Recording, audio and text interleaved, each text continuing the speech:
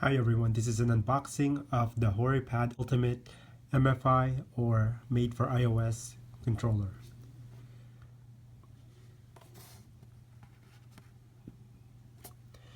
Alright, as you can see, it's compatible with a lot of the Apple devices, ranging from the Apple TV all the way down to the iPod Touch, and it does cost $49.95, so it's not cheap, but we'll test it out in a few seconds to see how good this controller is. Alright, let's pull this controller out of the box and see what else is inside here. Alright, so we have the controller out aside and a little manual sheet here. An instruction manual showing us the layout and how to turn on the controller. The Horipad Ultimate is a good looking controller. You have the joystick layout of the PlayStation controllers, nice little D-pad on the top left, and X, Y, A, B straight out of Xbox, except the buttons are switched on the X and the Y. Okay, just for a little comparison, you have the Horipad in the middle, the Xbox 360 controller on the left, and the Logitech F710 gamepad on the right. On the top you have your L1 and R1 bumpers, and there's a nice concave shape triggers L2 and R2. On the left here, that is the hold button. You'll press it to the right and that'll turn on the controller. You have your lightning port for charging and your Bluetooth connection here. So let's turn this on. Alright, so I'm gonna pull on this. That turns on the controller. And it's searching. It's not connected to anything right now. And to turn it off, easy switch. Alright, so I have the iPad mini here. I'm going to turn on the controller and then it's going to do that. You want to hold the Bluetooth button here until it starts flashing all 4 lights. And then on the iPad mini, Horipad Ultimate. It's going to pair just like that. And then I have Knights of the Old Republic open. So let's go ahead and test it out here. So right stick moves the camera and left moves the character.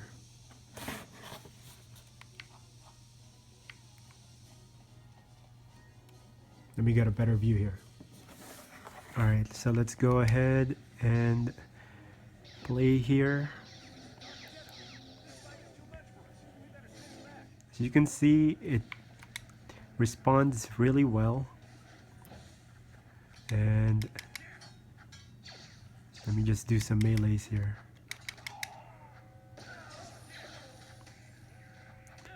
And I just leveled up. Use the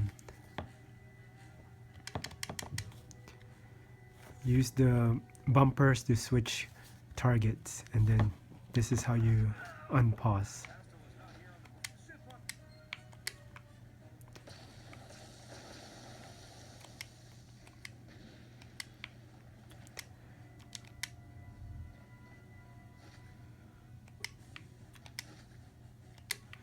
Alright, so that's pretty much it for this game. Let's try something else.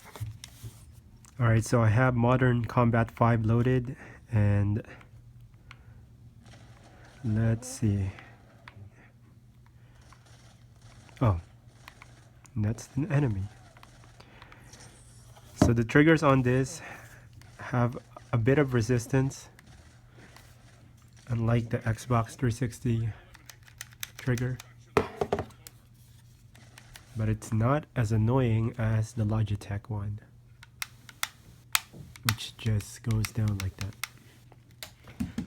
One thing to note though is the main difference between these controllers, the iOS controllers and the regular console controllers or even PC gamepads, is this L3, R3, the ability to click in the joysticks.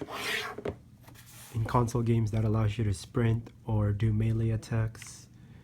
In iOS games or in iOS controllers, there is a physical ability to click it just a little bit, but it's not programmed for anything and it's not actually a button. Okay, let's keep going.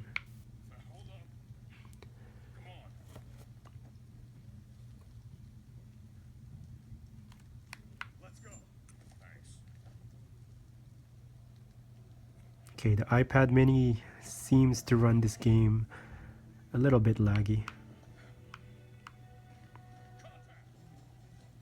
Well, the good thing about this game is he's always sprinting.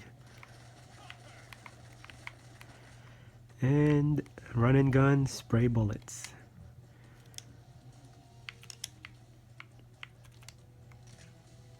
So everything's there. You have Y to switch weapons. You have X to reload, and R1 is grenade. And I keep finding myself clicking in the L button, the joystick, just because I'm so used to it on consoles. See, I just did it again. And I'm trying to melee him as well. So that's one of the things that you'll have to get used to when playing these games. But that should be it for my demo. Thanks for watching the video. Nice little controller. One last thing too is the weight.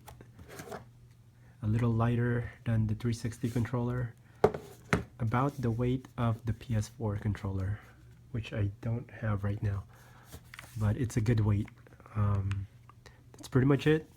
The Horipad Ultimate controller is really nice. You have everything that you need on here, except it does lack the L3 and R3 buttons.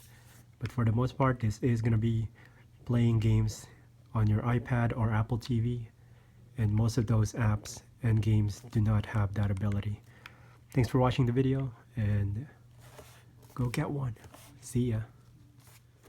Alright, so this may interest some of you. This is running what's called the Moonlight App. This is streaming my PC right now. So I'm running Black Ops 3 on the PC, and the iPad is streaming it wirelessly, of course. And going back to how this relates to the controller, this actually detects the controller. It just knows that the L3 and R3 buttons are not part of the controller, as well as the select and start buttons. So let me do that. But if I press A on here, and as you can see, I can actually play. It's just very, very impossible to play something like Black Ops 3, which relies a lot on sprinting and meleeing. So unless you're a multitasker, I don't see being able to play this game on this controller, because it's not really made for it. But just thought I'd show some of you that. And of course you can totally play it. It's just you're gonna be walking for most of the game, and look, you can sprint. I don't even know if it's possible. Hold on a second.